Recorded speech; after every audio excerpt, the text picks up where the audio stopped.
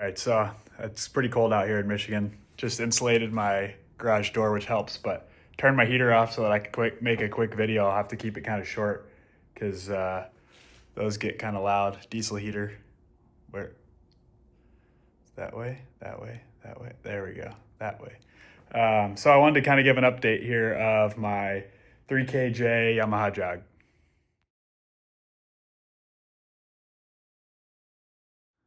All right, so here's the Jog here. Sold I got this thing for $250, runs. All I did was put an air box on it, clean the carb. The CDI box was bad. It had like the guy gave me the replica OEM style and the China style. Funny enough, I thought this would be the one that would work. The Super China, boy, actually does work. So the seats over there, got the battery tray, everything. So I got some Vino wheels. I see all the Dominican guys running the Vino wheels.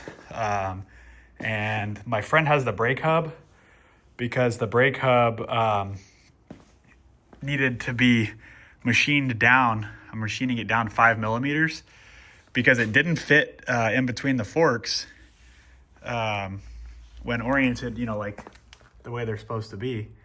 And it was off-centered if I put a shorter spacer on one side. So I don't know what the Dominican guys do. I see them on a lot of them running the Vino wheels. I put a 5 millimeter shorter spacer on one side, and then it's still too wide. So anyway, I measured it all out. It's 5 millimeters on each side. We'll put it perfectly centered. You could run I think they're running skinnier tires. I want to run a 90-90-10, and to put a 90-90-10 dead center, you got to take 5 millimeters off the spacer side and 5 millimeters off the brake hub side.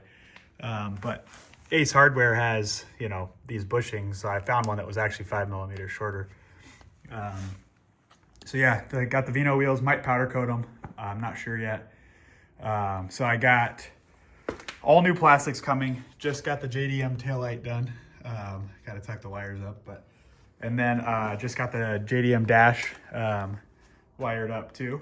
So the digital JDM dash. So that's pretty cool.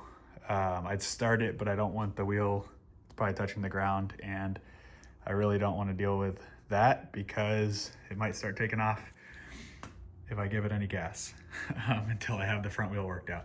But I love having the digital dash. Fuel gauge works. I had to change a couple pins. But yeah, I got everything working. It wasn't that hard. The instructions they give you are actually pretty decent. So that helped for sure. But yeah, these are $30 on AliExpress. And had to get a new lock set. But other than that, just with an airbox carb clean, this thing runs great. I'll eventually build it similar to my yellow pre-bug. Yeah, so pretty excited. And then I just got my JDM bars in and a new rack. So these JDM bars were brand new. I should have showed the packaging. I got them from the auction service Buyee, B-U-Y-E-E.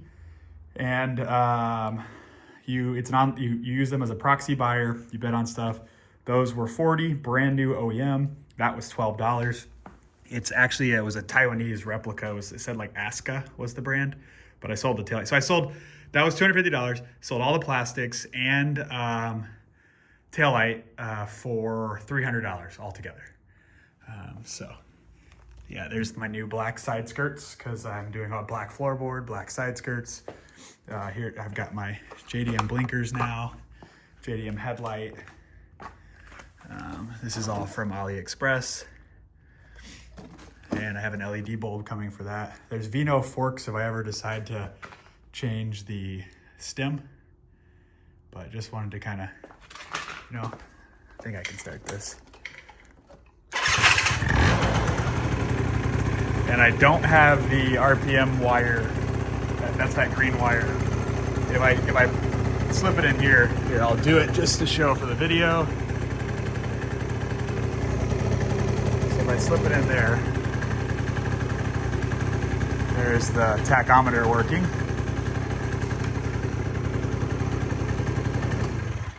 So yeah, got the thing running good. I'm gonna swap the bars out and probably get the seat back on so I have the battery tray going. Anyways, this is just a pretty brief update. I got a friend's ruckus here, just cleaned the carb, got this thing going. It was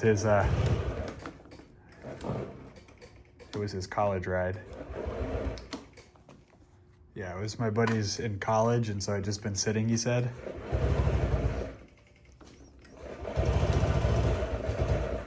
Anyways, I got it running. So, yep, got that going. This will be out of my garage. DJ got that thing for $400. That's the new seat he got from Scooter King and that Chewy box. So, pretty sweet $400 scooter. It runs good. We put my old chrome air box on it, and that's basically all it really needed to run. So the girls are got the ice tires on the gas ready for winter. So lakes are starting to freeze. Yeah, I'm pretty excited. And oh yeah, I got a JDM taillight on the Elite from the Scooter Swap Shop Black Friday sale. Yeah. So pretty excited about that. I got a Thrill Seeker seat cover coming. Also, this stuff is the bomb. Todd, who built that scooter from Scooter Supply Co. in Michigan, is like he recommends this stuff, and now I've been putting a couple caps and everything and don't have to worry about it when it sits. Put the Technigas Silent Pro on this stalker because it came off of that. Now that's got the big build, the Stage 6 Mark II build, top end, and a little repping right there, a little Motul action here. Yeah, drop a comment what your favorite oil is for scooters. What your favorite two-stroke oil is. I run that 2T fuel and the gas, which is already pre-mixed.